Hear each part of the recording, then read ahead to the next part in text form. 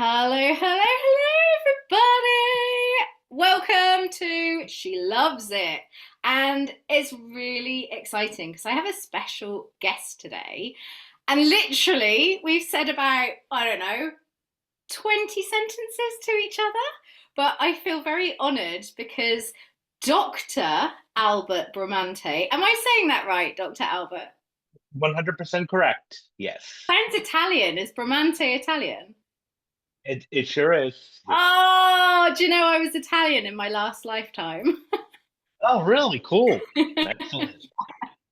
That's a whole other story. But Dr. Albert reached out to me, and it was a really significant moment for me because it's the first time anybody that I don't personally know or have some kind of personal connection to reached out to me and pitched themselves to come on She Loves It.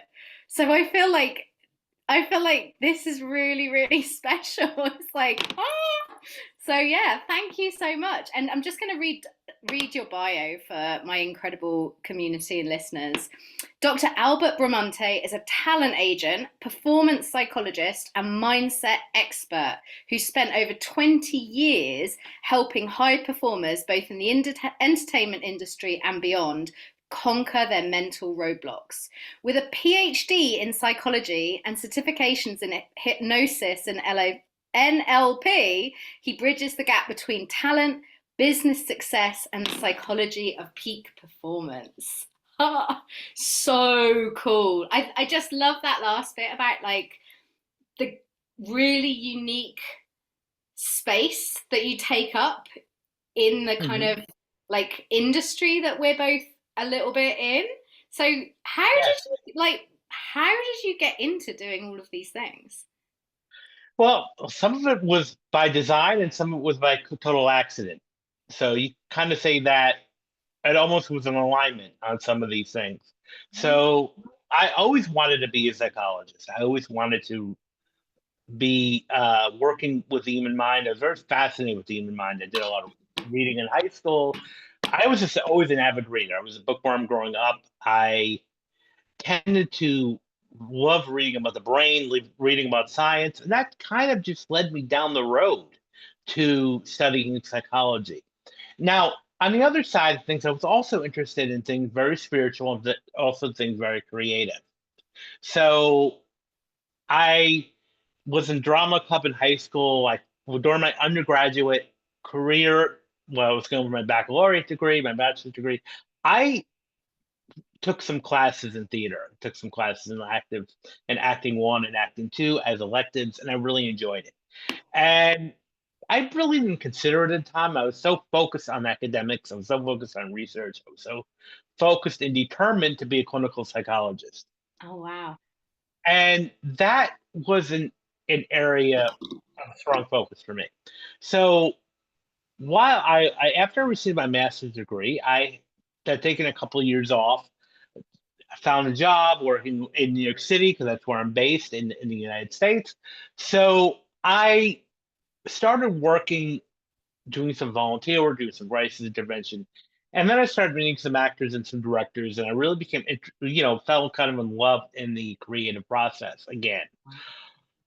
So I dabbled a little bit myself as an actor. Yeah, I really consider myself a professional actor.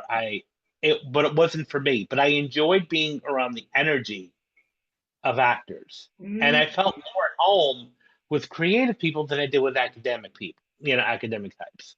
Amen to that. I so resonate with that. Yes, and it was the same thing. Like these actors resonate with me. These are on my almost like we're spiritually connected. I felt such a kinship with actors and creative types, and I never did with other academics and other psychologists. So, however, I also at the time when I started working my company, when I started my agency 20 years ago, I also kind of made a vow to myself because I made a promise to my grandmother that I was going to become a doctor of some sort. Oh. Now, I had no interest in medical school or math or heavy science, but I said, I could become a PhD to be like the next great thing because I was going to have doctor by my name. So as I was starting my agency, I said, you know what? I think I'm just going to go, might as well, I'm halfway there. I might as well just complete the PhD. Now, I started, as I said, into clinical psychology. And what, for me, I started having some slight disagreements with the field, the discipline. One, I felt it was, telling people what was always wrong with you. And it was only insinuating that something was wrong. And that just didn't resonate with me too. I mean, yes, I know trauma can have huge impacts on people. However, we didn't focus on what was going right with people. Mm. And we need to start focusing on that. Mhm. What is right? What makes people stronger? So, and while I was doing this, I was all another thing that didn't another factor that didn't resonate with me was a lot of people that my psychology professors, supervisors were saying, well, they would tell us case studies where people were in therapy for 8 or 9 years or 10 years, and for me, I started thinking back in my mind, I was saying something must not be going right if the therapy is taking that long. Yes, I know some people have deep seated traumas that may need a little time to heal and work through, but 8 or 9 years and are still at the level of pathology that they were 8 or 9 years ago is not adding up to me. And Mm. I was also very much into spiritual stuff too. Like what? Like what kind of, Well, what is your flavor? yeah, I mean, I started like looking at power meditation. I looked at, concepts like transpersonal, like the third, fourth, the higher self. Mm. And that started to get a little weird with clinical psychology. It was just like, okay, this is like woo woo, what they It's call it. very Jungian though, isn't it? Like transpersonal and Absolutely. And I identify a lot with Jung. yeah. Probably one of the most, out of all the prominent psychologists of the 20th century, I would say Jung would be the one that I really identified with. Yeah. And especially with like his work with archetypes, the shadow, and all of that, shadow work. So for me, I became then interested in like hypnosis and NLP because it works with the subconscious mind. It's much more rapider, and it's a little bit easier to integrate spirituality and Jungian work, believe it or not, in those disciplines. So I just really that started to resonate with me, and that really said, you know what, I think I'm just being an educational performance psychologist, not a clinical psychologist. Yeah. So technically, I'm not licensed to practice clinical therapy because I didn't complete the internship, but I wanted to get the dissertation done. Now, one final way that I combined both worlds.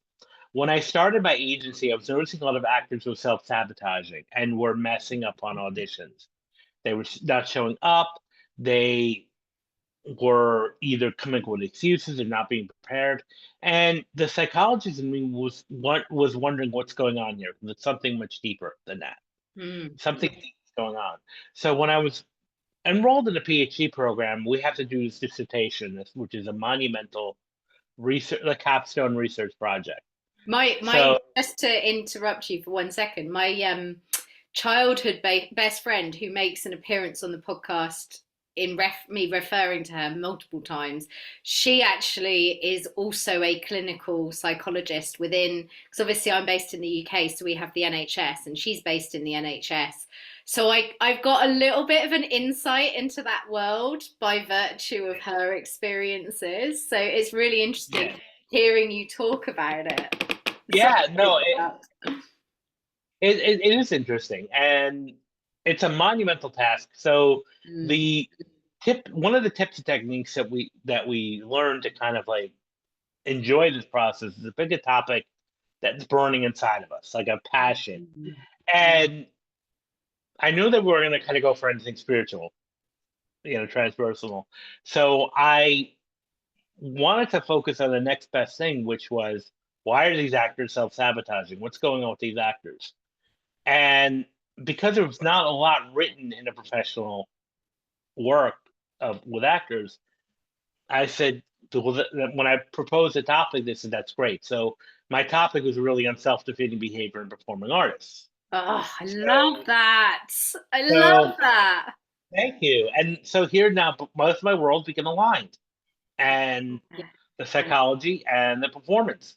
So that helped me get through the PhD process, which thankfully I'm only going to do one time and one time only. The coursework wasn't the issue. I love learning. I've always loved. I have a love of learning. I have an insatiable drive to learn. Yeah. So, but it was just and I don't want to do that dissertation again. I'm done. So did it once and only once. So and then years later, I said, I'm going to write a book because obviously a lot of people turn their dissertations into the book. So that's what I did. And in Oh, wow. 2024, I published a book, and What was it's your book called? it's called Rise Above the Script: Confronting Self Doubt and Mastering Self Sabotage for Performing Artists. I'm going to note that down so it can go in the show notes. Rise above the script. Yes, Awesome. I'll thank look you. for So, and that's kind of like how this started. So, but I was also one of the as a child, I would kind of say I was. Now I look at it as extraordinary, but I was a weird kid growing up in a sense because I always loved deep topics Yeah. around, especially when it came to the meaning of life, death, grieving. Um, I've always had a natural gravitation towards those topics, Yeah. and just was very interested in that. So I read a lot of books, um, and just became very interested in that topic. You know, and in our field, especially in hypnosis, when I became interested in hypnosis, there was a specialty which for some people is a bit over the over the top, which is past life regression work. Hmm. So I became my first certification in hypnosis was past life regression work. Oh, wow. Did you do it with like Dolores Cannon or anyone like that? No, I did look at her up, but I did it with a couple local people in New York. I think they were influenced by her. They were trained by her, Nice. but I kind of did it by proxy. So, but I read Michael Newton's the Life After Life, the past, so I was very interested in that. And then I said, if I'm going to be doing any type of past life work, I should go to full round of hypnotherapy. And that's what I did. My first certification in hypnotherapy was a 3 month in person in New York City, in New York State, in transpersonal hypnotherapy. Oh, wow. And I feel like that type of work really solidifies my understanding of psychology and the human mind even more. Do you feel like, because actually what I'm hearing you say and how my brain is processing it is that you've you've bridged two worlds, which is fairly uncommon. Like you're bridging several worlds with the work that you've fused together from different Mhm. spheres and different modalities and things. But actually, in this, what we're talking about right now, coming from an academic psychology background, potentially going on to finish internship to be a clinical psychologist and thinking, no, this isn't for me. But having all that rigor, all that kind of left brain, classical Western thinking, and then combining that with going looking at the brain from a completely different angle through the lens of hypnosis and past life hypnosis. It's almost like left brain, right brain, completely same brain, totally different lenses you're looking at it through. So,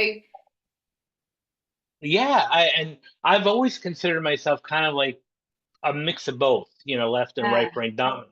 Because yes, very left brain. I love the research. I love the reading and the knowledge. But I also consider myself very right brain because I happen to be a dreamer as a kid. Like even now as an oh, adult, I have very vivid dreams wow. and sometimes very deep dreams too, where it's almost like watching a movie and sometimes very intense themes. So that's kind of like where I feel like there's part of me that really just belongs in that world, the right brain. Mhm. aspect of things. The creativity, the spiritual, the heavily unique thing. So that's sort of like where I am. So, like I said, was definitely a different type of child. I grew up in a very blue collar family. I grew up in a very athletic family. I Mm. was youngest of five. I have older brothers, an older sister, and my father and my brothers were all into sports, heavily into athletics, football, baseball, hockey, and my father and my oldest brother were coaches at one point, like team coaches. And for me, I had zero interest. And of course, being another male in the family, they would put a ball in my hand or a glove in my hand, a helmet on me or shoulder pads. Kind of like, okay, let's go and play. And for me, I just had no interest in it. I got bored very easily. And I don't remember this, but I think this kind of sealed my fate into working with people, like managing people, because I turned to my father. I don't remember this as a story that was being told in my family, but I turned to my father and said, I don't want to play on the team. I want to own the team. So, and that kind of quieted everybody up in my family about me going to athletics because there was no way. And so while everyone was playing sports in the weekend, I was in the library. So, like I said, I was a book, and that's where I think I turned into my love of reading and love of books was from at such an early age. Mhm. I totally get that. I was exactly the same. I was just obsessed with the brain, like obsessed with the intersection of our consciousness and the consciousness, and Hmm. obsessed with reading. Like, I would sit for hours and hours and hours and read everything I could get my hands on. Like, when I was a teenager, I used to get Psychology Today magazines and read them while I was selling ice cream for my parents, and reading like all the, like had Young's big black book, reading that as a teenager, I think I was so fucking cool, like, but I loved it and I was fascinated. So I totally get that. And I totally get, like, so funny, isn't it, that I said about my last life being an Italian lifetime, not Yeah, having any idea that, like, that's what mode of hypnosis that you actually do. Have you seen, like, have you ever do you work with taking people through past lives? I have. Yes, I don't do it that often, but I have done it. I've done it, both on myself and on others. And coincidentally, my past life, I was also Italian too. Uh, Hey. and yeah, but I was not. I was from Italy in that time frame.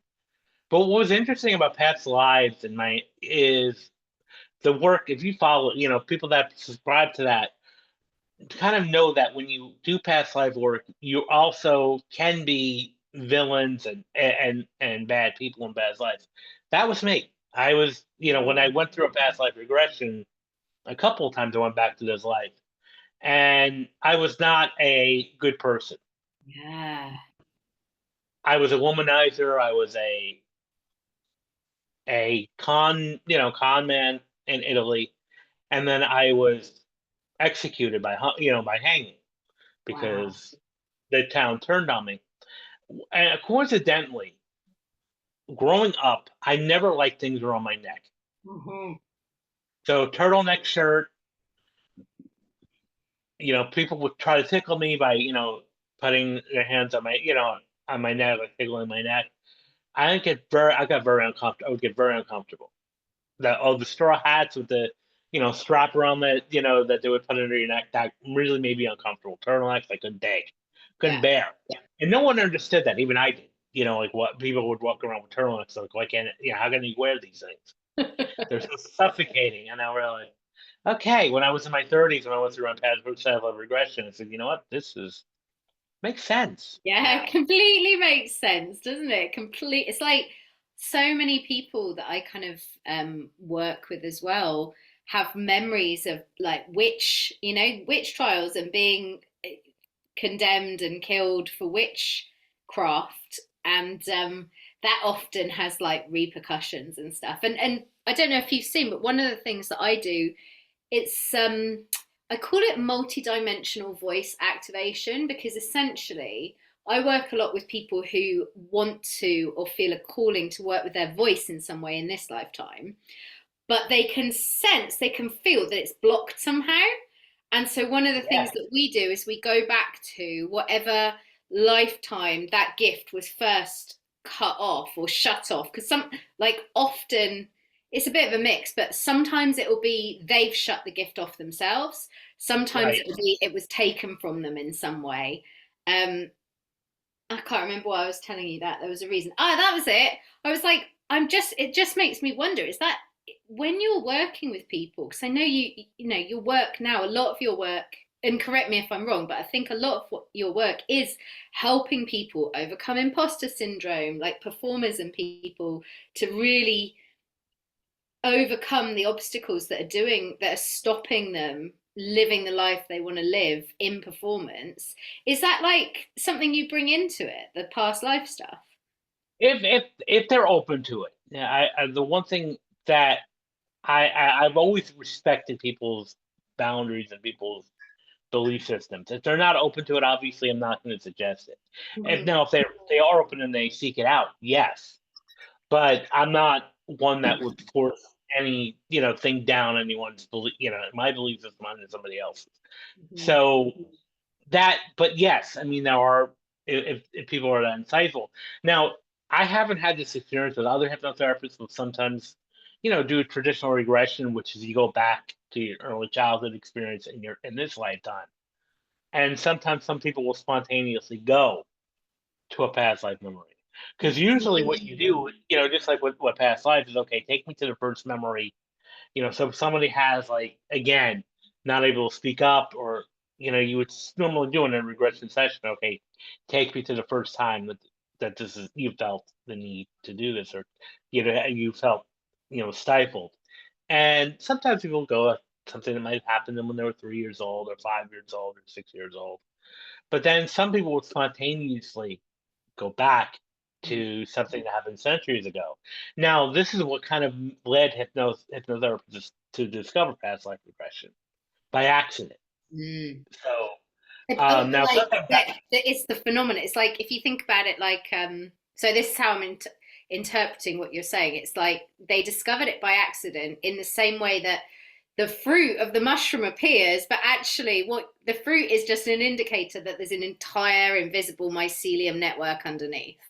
yes, and that goes back to even Jung and Freud's work about the unconscious mind, Yeah, and so mind how there's so much underneath that we're not even aware of, and that's where hypnosis taps into. If the person's like truly open and ready for the process and trust the process, we can really go that deep into the underground, and so to mm. speak, into that the root network, and where that will take us is mysterious.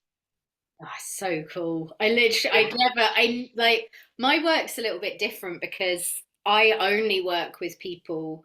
Um, like I'm very my spirituality is front and center of everything that I do. It's kind of my Mhm. calling card. It's what I believe I'm here to do in this lifetime. And it just, if like, I love how you're saying that you respect everyone's beliefs because I obviously respect everyone's beliefs too. But Mhm. if you don't have similar beliefs to me, I'm not going to be the best person for you to work with. Like Right, of my course. vehicle, it's so mystical that it's if you're not open to that, it's just I'm just not the right person. So it's Right. just yeah, it's so interesting, isn't it? I just think this stuff is absolutely fascinating. And it's like Well, exploded, you know, because I well, much like you, I don't know how old you are, but I'm in my mid 40s and I've been into this forever. And I've noticed, like, in the last 20 years, so since I was in my mid 20s, it has exploded. It's a different world in terms of being spiritually open than it was 20 years ago. I, I would 100% agree. Even in the United States, it's that way too. Yeah, I'm in my late 40s, so I can identify with what you're Yeah. saying. So Similar generation. yeah, Gen X. I was Gen X. Yeah. So, but it's true. I think that we have become more spiritual because the world has changed. In the past, especially in the past 10 to 15 years, the world has changed. And Massively. I now, going on an energetic side. I also feel like the more lifetimes we live, the more spiritual we become. Mm. So I've always had the intuition that either I'm on my last or my second to last life, in a sense, Mm. because of my spiritual awakening. Because usually, the more spiritually awake you are, the older your soul is. Mm. You love that. I love that. Oh yeah. God, I didn't see. Because of it, like I looked you up and I had a little nose around, but I didn't pick up on any of that. So um when I was umming and ahhing, because you're also the first man that I've had on the podcast, and So that was that's like fun. that is quite a big deal for me actually, because I used to have another podcast years ago, but it was just interviews, which I don't. I do love interviewing people, but I what I love about She Loves It is that it's just an unapologetic exploration of stream of consciousness, truth, connection, and it just allows me as a person to be so free and follow what is alive and true for me. So the old podcast, but I didn't have any men on there either, and I've got one or two men that I work with. Like I run a community, and I've got one man in there who's a husband of one of the women, and he is amazing. But generally speaking, I tend to work with women. But you reached out, and I was really intrigued. And then when you followed up, I was like, you know what? That's a sign. I'm gonna go for it. But I'm also I like, appreciate it. oh, it's really cool. I'm super curious as well, like how you found She Loves It. Well, I used PR company online, which matches podcast guests to host, Oh, that's and it's called Pod Pitch. And I was looking for podcasts that deal with spirituality, mindset, performance, and then yours was recommended. that is And awesome. I was like, okay, let me send the pitch and see what happens. Your pitch And was brilliant. Your pitch was really good. It was really warm and friendly. I was very impressed. well, that's because that's my style. I like being warm, friendly, casual, but Yeah. also at the same time be professional. So I kind of blend that in there. So and so I feel like a lot of it is always intuitive in finding the right podcasts to be on. And I'm going to be starting my own soon. Oh, You know, awesome. What are you uh, going to call it? I'm still workshopping it. Cool. But it's going to be about like your inner truth, your inner authenticity, and I'll be doing some solo and guest episodes. But Nice. it's about really connecting to your roots and to your true purpose in life. Oh, I love that. So is that something you'd like to talk? Because I know one of the reasons when you reached out, you were saying about it was right as I recorded an episode about going to the mind, body, spirit, and I can't remember. Oh yeah, that was it. I was talking about how in my mind I actually had this incredible opportunity, but in my mind, instead of celebrating myself for being in the right space at the right time and connecting with incredible people, I was like, my mind, the default for my brain was like, oh, you didn't earn this. This isn't a big deal. You don't deserve to be impressed by this. And I know I did an episode talking about that. And I think that's the episode that you heard. Yeah, because that resonate, and that's the work I do with artists, and that what you're saying comes up with is called self-doubt, Mhm. and it also is a little bit of imposter syndrome there kicking in there too, What's which the is difference? there's several of the same thing.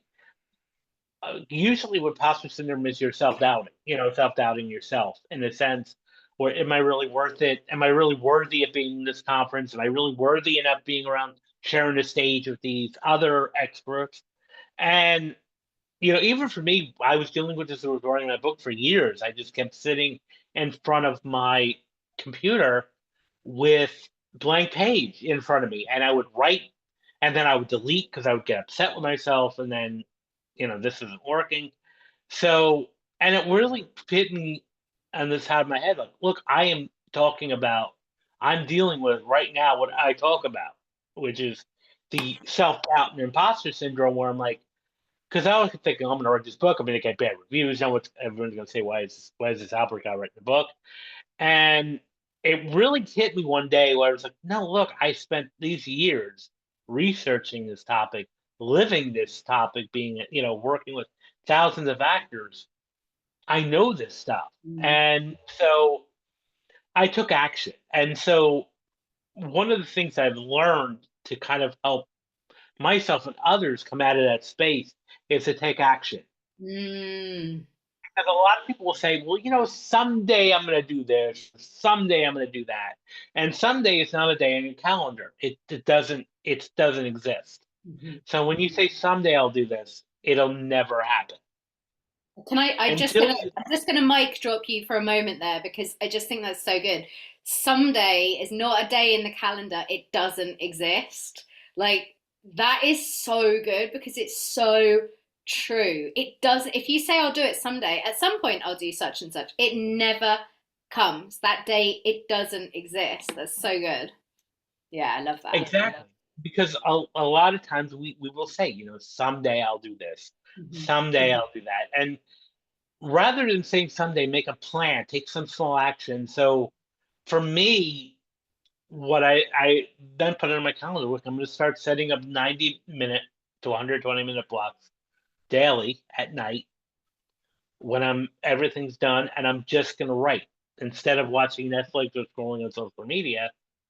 Let me take that 90 to 120 minutes and use it as my decompressing time and Mhm. just write. And after 2 months, I had a manuscript. Because also another statistic that I've learned, because I was involved in a couple of self-publishing mastermind groups, was that 99% of people who write a book never do. Who say they want to write a book never do. Which 99%. people say I'm going to write a book someday, because it's Wow. like I'm going to write a book someday. Well, when? Wow. And that was me. I'm going to write a book. I'm going to write a book. I'm going to write a book for years. Yeah, that was me And with this podcast. I've been saying I'm going to start a podcast since 2016. yeah, and Right? that was me with writing a book. And Yeah. until you take action, it never will get completed. So that was something I said, okay, this is what I'm going to do. And then also another technique, which is good for anybody who's doing anything writing related, that I learned from this mastermind was to write first, edit later. Because a lot of Mm-hmm. times I was making the mistake of self-editing while I was writing. And the tip that I've learned, which really helped me out immensely, was just write. And then when you're completed, go back Mm-hmm. and then self edit. And that made a world of difference. I love that. Yeah. And what about like, So, sorry, was there another point you were going to make? no, no, I was just gonna finish that up. But yeah, what were you gonna ask?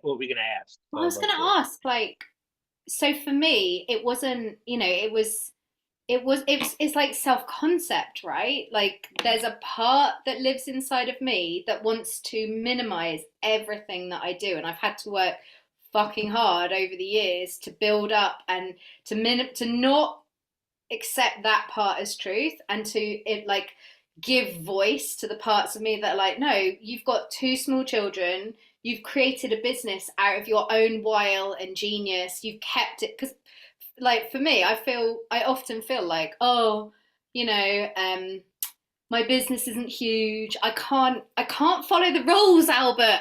I'm not built to do things in the way that structures and society tell you to do them. And I know that means I don't, like my podcast won't get the reach that others will because I have to do it my way, which means for me it's sustainable. But like in terms of overcoming self-doubt and imposter syndrome, with that kind of deeply ingrained feelings of inadequacy and not enoughness, like how do you help people with stuff like that? Well, I kind of look at some of the luminaries in our field, like Einstein and other public figures. They broke the rules. Mm, So I would even challenge and say, look, that doesn't mean it may take someone like a podcaster like a little longer to make that reach, but why not? Maybe people are going to get tired of the traditional Malta podcast mm, and say, I want something different. And also I feel like, reach is great and important, and I tell my actors this or anybody, but it's also about quality. You want to have a quality of people. Mm. Like even for me, I'd rather have 1,000 followers that are loyal and that are engaged in my content and consuming my content and even buying my content rather than to have 1 million people that I don't even know Mm. that are listening here and there. Because I see there's a lot even on social media. You'll see these people with several 100,000 followers, or even a couple million, and when they post, it's like only maybe 100 interactions, and you're sitting there going like, okay, where are the other? That's only like less than 1% Mm. of the followers, which doesn't. I would much rather have 10%, 15% engagement on social media with a smaller following than to have very little. So the one thing I would always kind of work is quality is more than quantity, Mhm, and that mhm, we're kind of always wired because of the society we're in to be the best and to have the greater numbers, have the more shinier objects. And we and think perfection to be like we have perfection shoved down our throats constantly, and actually there's so much magic in process, in presence, in truth. Like the society, the collective is so hungry for that frequency of truth and real yeah, authenticity. and that's what I think will sell a lot faster than trying to be the next Joe Rogan or the next great podcaster or the next greatest actor. Even with my clients, my actors I work with or young actors that are coming into it, I always say, look out, carve a path for yourself. You're Mm. not going to be the next Meryl Streep or Denzel Washington because there's only one Denzel Washington. There's only one Meryl Streep, but there's never going to be another you.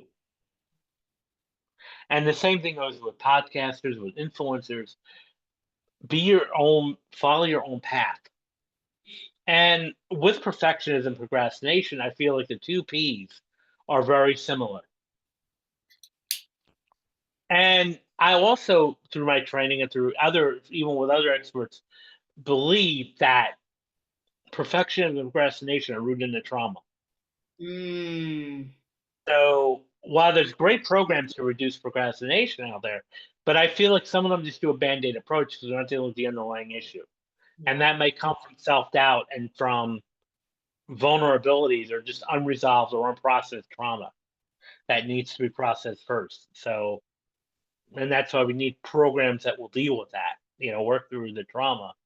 Because once you work through the inner work, the perfection is going to tamper down. The procrastination is going to tamper down, and now you'll be in productive mode Mhm. and action.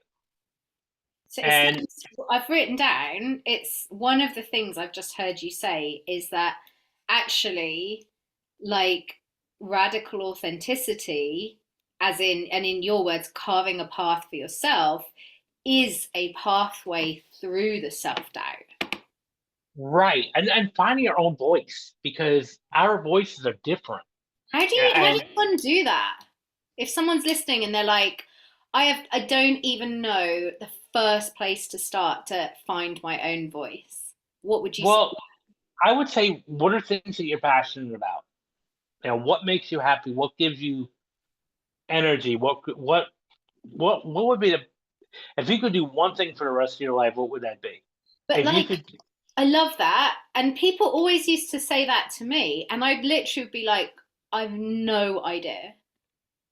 So, well, I would just turn around and say, what are your interests? What's your area of focus? What do you enjoy reading? What do you enjoy learning about?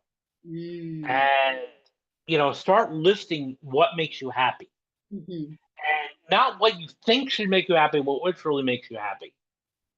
Because don't worry about what you because a lot of times, and just to get completely raw here, our family of origins can sometimes not exactly be the best support system for this. Yeah. Well, it's And like you with a family that was sport, sport, sport, sport, sport. That's what men do. And then there you are wanting to read about the brain and read about psychology and get lost in the library all weekend. Totally different. yeah, so I was kind of like I wasn't like neglected, but I was kind of like, okay, he's gonna be on his own, and we're gonna go out and the sporting events, and here I am in the library, and but I feel. that the first thing to connect is really find your passion, and then why does it make you happy, and whatever it is that you're doing.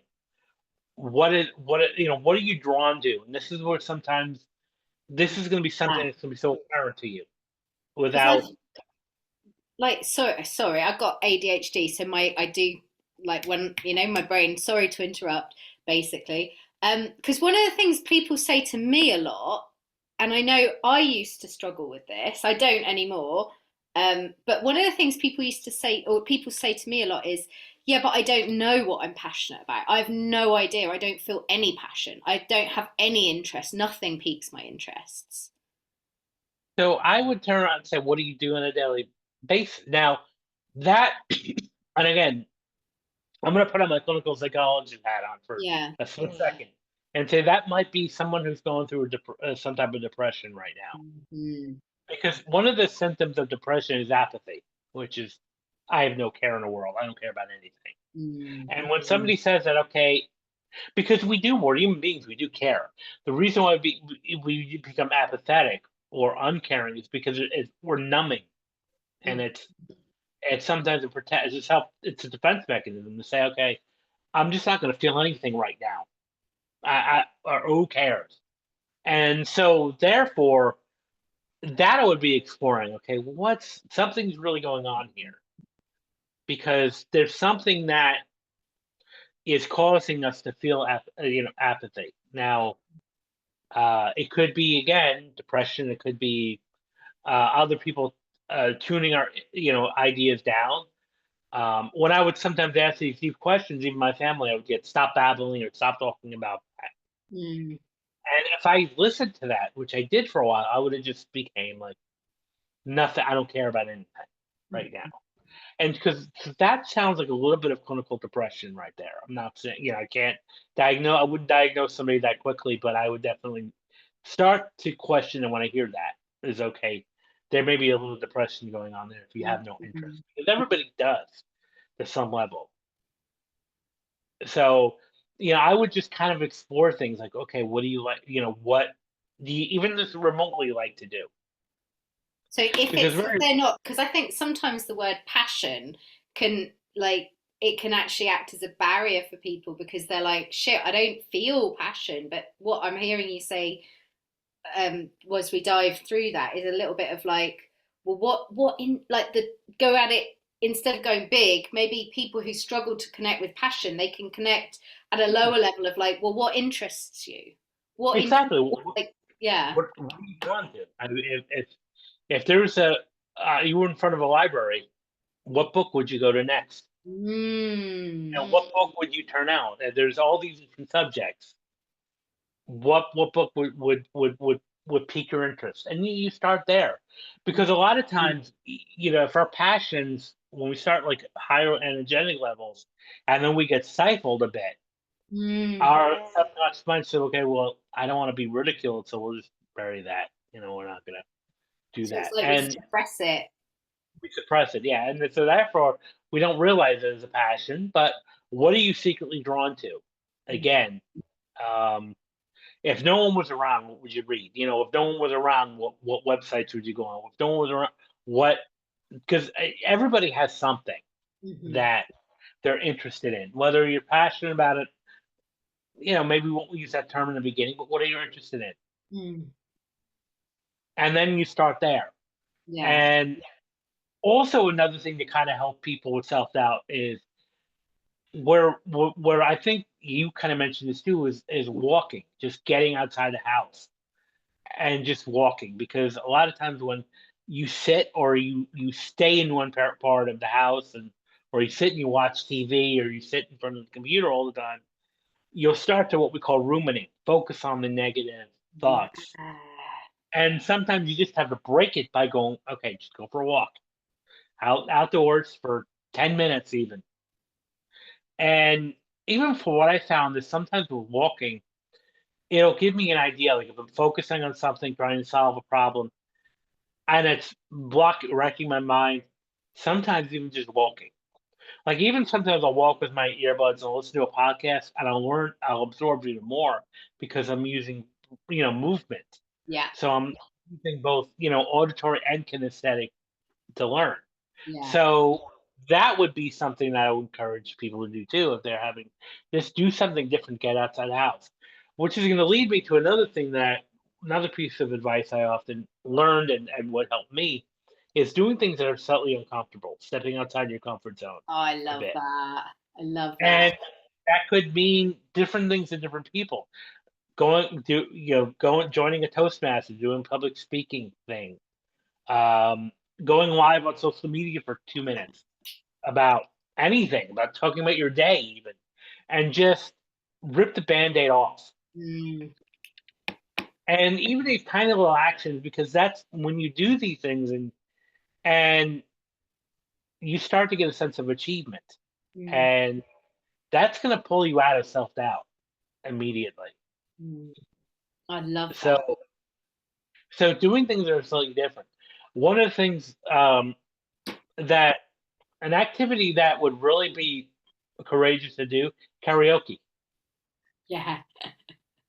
especially with non-alcoholic beverages to help you out. Just Yeah. do it cold because that will you'll loosen up. You'll be playful. You're loosening up, and it's really ripping the band-aid off, especially if you're shy or introverted, and that will help believe really immensely when you start stepping outside your comfort zone. Yeah. Well, you expand your bandwidth, don't you? You like expand what is possible for you the more you do Right. that. And what happens is when you do this stuff, you're like, "Look, I survived. What else can I do?" Yeah. And that will take you completely out of self doubt when you start taking action and stepping outside your comfort zone. Ah. So for me, even go back to my book, I was always like nervous, like, "Oh, people are going to write bad reviews on Amazon and trash it," and it was first of all, I would not never know if that would be true if I didn't write it. And secondly, I said, "Well," and most of the time when we focus on the negative, we blow it way out of proportion. And so if that really happened, would that really be a big deal? If what you're so afraid of actually happened, would that be really a big deal? Most of the time, not. I feel like that is also such a good perspective. Like if the worst thing that I'm thinking about actually happened, would it be as big a deal as my brain is thinking? Yeah, even going back to like relationships or friendships, but I was so nervous about it ending, and then when it actually did end, I was like, that was nothing what I was worried about. So I think that a lot of times we generalize and we distort our fear. In a worst case scenario, we blow way out of proportion, high more so than what it needs to be. I'm totally like So that. Like um been really I'm getting better now, but I've been really struggling with perimenopause. And I've been doing like I've had my own business for 10 years. I haven't worked for anyone else. I've literally supported myself and my family for 10 years. And still my brain tries to convince me that I am one day away from living under a bridge, like awful things happening, me and my family are homeless under a bridge. And it's like it's so when you just stop and you think about where your brain's actually taking you and you're like, oh my god, that's just so ridiculous. It's so far-fetched. So many things yeah, would have to happen before we got to the point that my brain thinks it's going to happen tonight. That's what's happening right. tonight. And here's a tip that for anyone who has these fears, write about currently today. Keep start a journal and say, okay, today this is what I'm fearful of. Worst case scenario, and then put it away. And then about a year later, open up that journal again, and you'll be laughing at it. Yeah. Because it's like, well, that might have happened. That wasn't such a big deal. And when you start looking at things that you've overcome, it's like, why was I worried about that? That was Mm. nothing. That was the case. And even in your situation where it'd be like, so if something didn't work out, you'd pivot and do something else. Literally. I also have a husband who is perfectly capable of going out to work and earning us money, like a healthy, fit, you know? And it's like, yeah, it's ridiculous. Yeah, Like I said that to my husband when I was really struggling. I said to him, he was like, "What do you think is the worst case scenario?" And I'm like, "Babe, my worst case scenario is we're living under a bridge and like getting gang raped every night. That is where my brain goes." He's like, "Rachel, seriously, do you not think we might maybe have just got a job before that point?" It's like yeah. ridiculous. I mean, even if you did retail or cashier type job, if that was the case, Exactly. you know, Exactly. and it would only be temporary until you got on your feet again, and Yeah. then so that would be something too. Is just Yeah, I like really that work on, suggestion. so I might work with someone and say, okay, tell me your deepest fears. Write them down. What are you really, what's keeping you up at night? And then breaking it down and kind of like teaching, because a lot of times our brains make three mistakes. We delete important information, we distort important information, and then we generalize. So we do Delete, delete distort, in generalize. general. Yes. Ooh, and what is the effect of that? That's what will cause anxiety. That will cause us to freeze up and then not believe and then start, having imposter syndrome. No one's gonna like my work. You mean no one? And that Generalize. is that's a generalized. Or when somebody says I can't do anything right, and it's like really anything, and then they start laughing. It's like, well, I did. Of course, you did something right, That's and good. so we have a tendency just to exaggerate. I mean, it's what all these three things factors I said: the delusion, distortion, generalization are all exaggerations and blowing things up way worse than we can do, and that is the power of the mind, and that can really hold us back. Mm.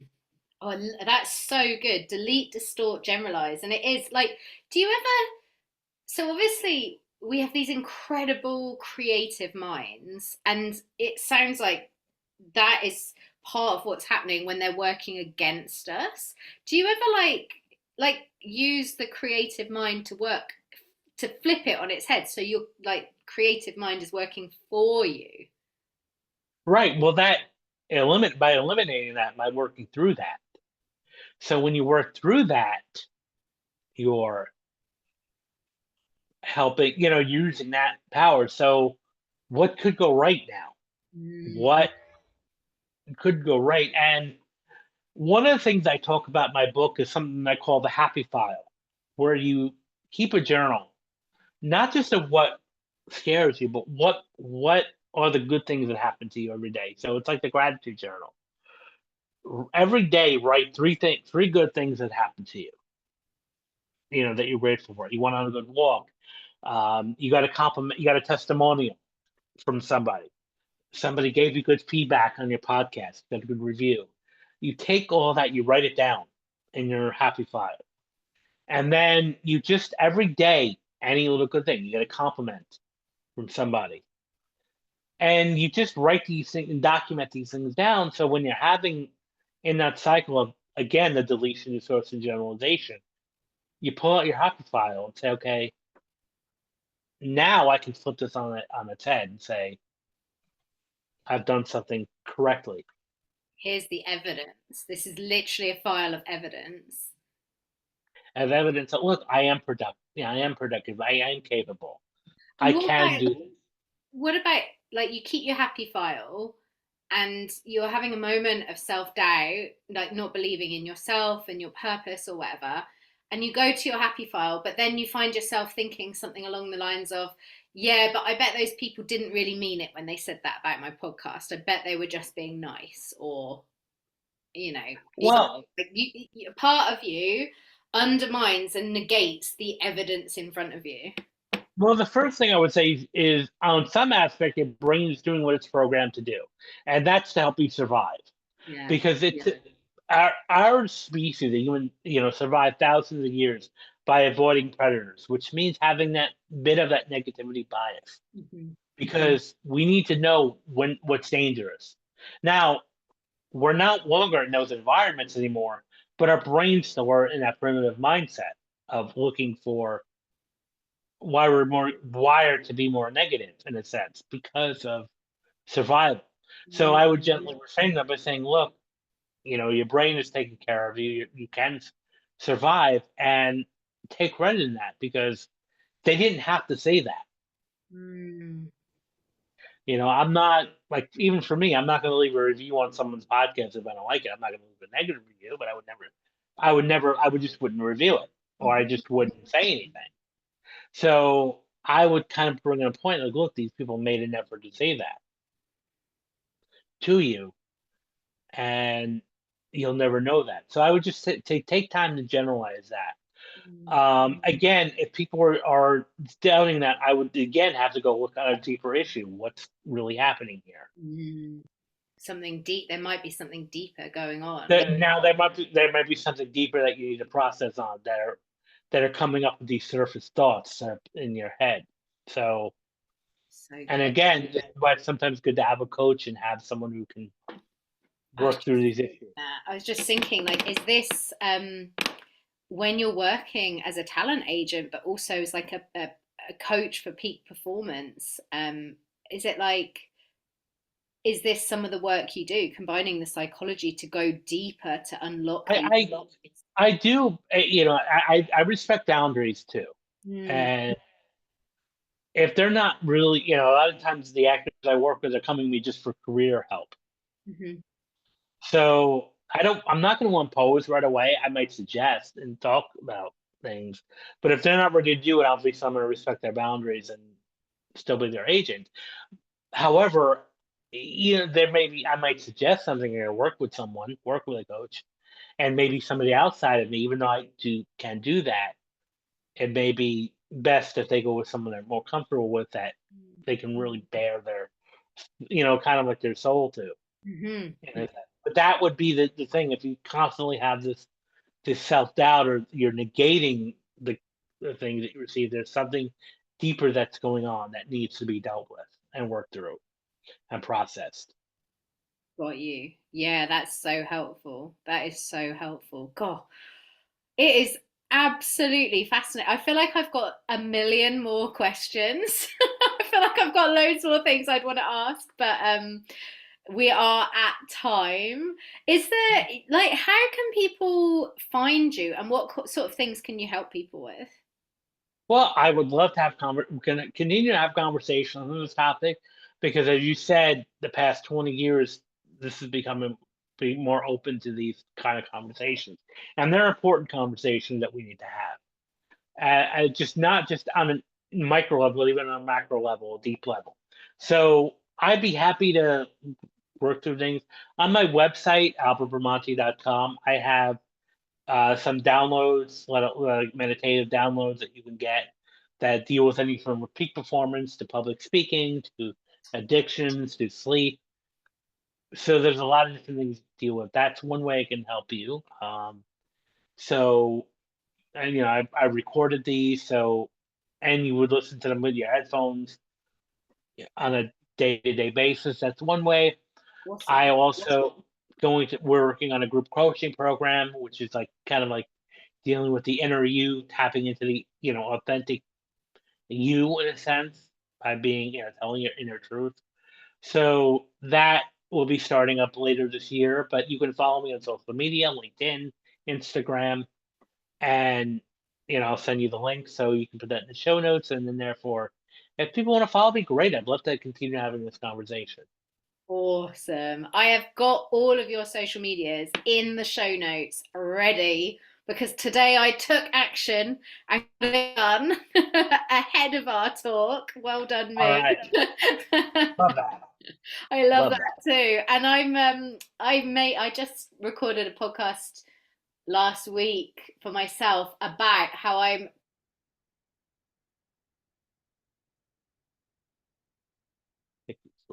my creative urges. So I'm Hmm. following a creative sabbatical, following my creative urges, And one of the very cool things about that is, like you said, about going to well, you didn't say going to your edges, but that's what I think of it as, like when you're getting to the edge of your comfort zone.